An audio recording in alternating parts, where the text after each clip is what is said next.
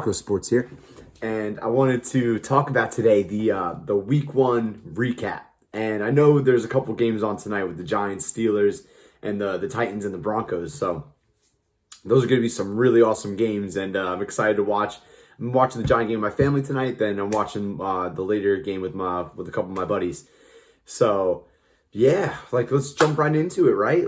Football Sunday is back. Literally, I saw the schedule, say it was 11 o'clock or so yesterday, and then it's the forecast, we got games at 1 o'clock, 4 o'clock, the Sunday night football game as well.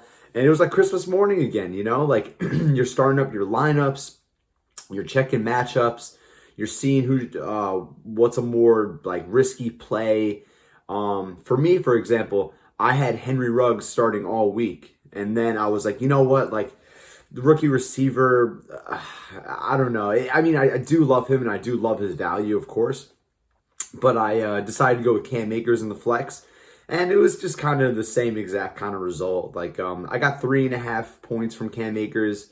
Henry Ruggs got me 7.5, and I got nervous because I saw Henry Ruggs lead the game initially, but he came back, caught maybe one more ball or so, and he didn't make the splash that I really thought he was going to, and Cam Akers the same kind of result.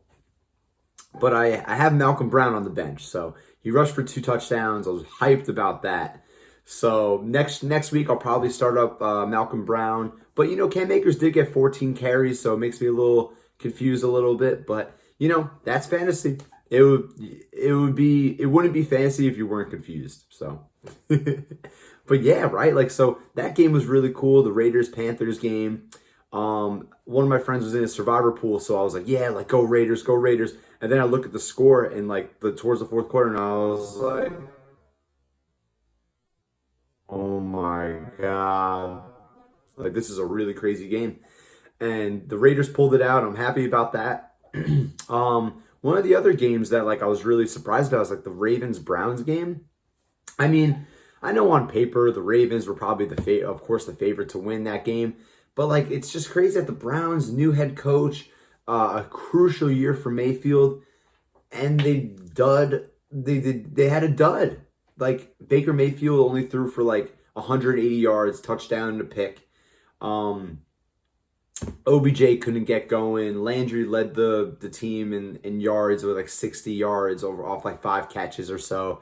They just got blown out, and I know that's a tough matchup to go into week 1, but geez, I would love for the Browns to do well. I feel like we're all rooting for the Browns at this point, come on, you love to see it. But Lamar is just continuing his reigning MVP trophy reign that he's going on right now. He only missed 5 passes, 20 of 25, 3 touchdown passes, just another day at the office for the reigning MVP. So that game was really cool. J.K. Dobbins, two rushing touchdowns out of nowhere. I felt like Mark Ingram wasn't really a factor too much, so they're looking at the Rook. America's game of the week, right? Bucks and Saints. That was such a highly anticipated game. I really thought Brady was going to come out slinging. He did have 3 total touchdowns, but this is something I've talked about in the past where the Buccaneers have all these bells and whistles on offense, and they have a really great defense as well.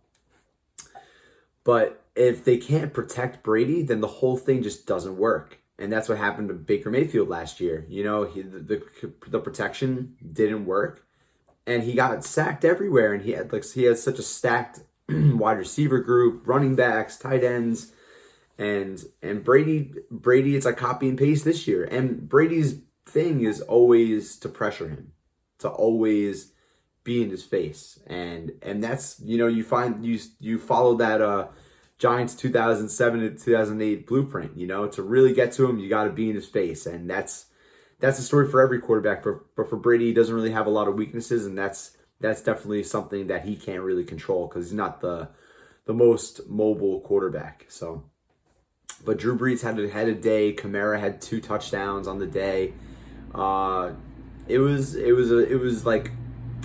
I thought it was going to be more of a high scoring game, and it kind of was 34-23, but Nah, man, I'm very excited to see that they're gonna meet up again later in the season. So it's gonna be Breeze and Brady. You can't beat that. You really can't. So we have that game. Oh my God, the Cardinals and 49er game as well. Oh, geez, man, like Kyler Murray is insane. He's on a mission this year. And like I said in a couple of my videos before, I really think he might be the MVP this year. Like, who knows, right? At this point, there's so many good quarterbacks right now. And Kyler Murray went into the defending NFC Championships house in the 49ers, beat them by 4 points. DeAndre Hopkins had a crazy debut game of 14 catches for 151 yards receiving. And he had a touchdown called back at the 1 yard line. So those fantasy points would have been so crazy if he got that touchdown. But still, he balled out. Kyler Murray balled out. The scamper that he went on, that like 20-yard rushing touchdown that he had, wheels on end. So that was a good game. Jimmy G played well, and the San Francisco defense looked not like the defense we just saw a season ago, but maybe that speaks volumes on the Cardinals really playing well. So that was a really great game to watch. And then that brings me to the Sunday Night Football game with the Dallas Cowboys and the Los Angeles Rams. First of all, that stadium is state of the art. Like, oh my God, like Chris Collinsworth, Al Michaels were drooling over the fact of that stadium. I was with that too. Like the jumbotrons, the ocean breeze, like right outside, like that shit. That is so awesome. So, SoFi Stadium is definitely on my bucket list to go visit. But the game. So I made a bet last night for Ezekiel Elliott to have 2 total touchdowns. Doesn't matter receiving or rushing. So Mikey Croc definitely cashed out on that. So I was very excited about that. And being a Giant fan, of course, you kind of like seeing the Cowboys lose, but it was a hard fought game, and I hate the call at the end too. Like offensive pass interference on Michael Gallup when it was like you're going up against the best corner in the league, the highest paid corner in the league. Michael Gallup, Jalen Ramsey. Like, come on. Like, you got to give them a chance. And we want football. We want more football. So, I mean, if there's any opportunity for overtime, I'd love it. I'm all for it. So, the Malcolm Brown really shined last night. Ezekiel Elliott shined last night as well. Jared Goff played well. Dak Prescott played well. And it was a hard-fought game for sure. So, that game was cool, and like what a way for week 1 to kind of wind up. And now we got my Giants playing tonight versus the Steelers, and we got the Broncos Titans. It's gonna be a great game. They're both gonna be really great games. I just hope we get a home opener win, because us Giant fans need it. So, but I'm excited to watch it. I'll give you guys a little recap video tomorrow, and I'll see you guys soon. We're back at football, baby. Let's go.